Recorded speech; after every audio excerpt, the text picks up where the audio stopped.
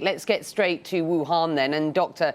Peter Daszak. He is one of the researchers on the ground for the WHO. It's good to have you with us, sir. Thank you. Your investigation is important to all of us in the world. I'd like to begin with that idea of the virus spreading initially through frozen food. That does, as Nick was suggesting, match up with a narrative offered by the Chinese government that has been widely disputed by other scientists. On a personal level, for anyone listening, that is worrying. Can you help us understand why you think it may have unfolded like that?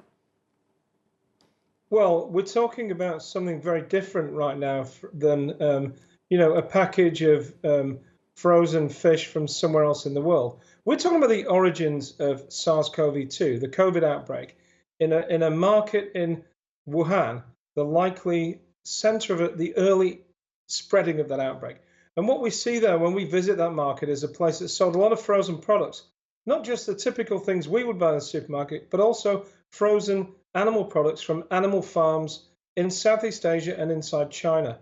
And there is a really striking piece of evidence that was mentioned today in the press conference that in those products were included wildlife, meat, and carcasses from animals that we know are susceptible to coronaviruses, and also that the supply chains come from places in China where we know the SARS coronavirus 2 related viruses are. In other words, a direct link from the potential bat origins of this virus, which most scientists believe is true, into Wuhan market. Now, scientists in China tested those carcasses and they were negative, so that's good.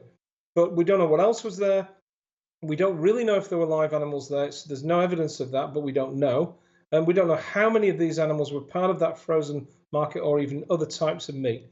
So, to many of us on the team, it was a clear clue as to what may have happened. And it was one of the pathways that we thought was more likely than others, for sure.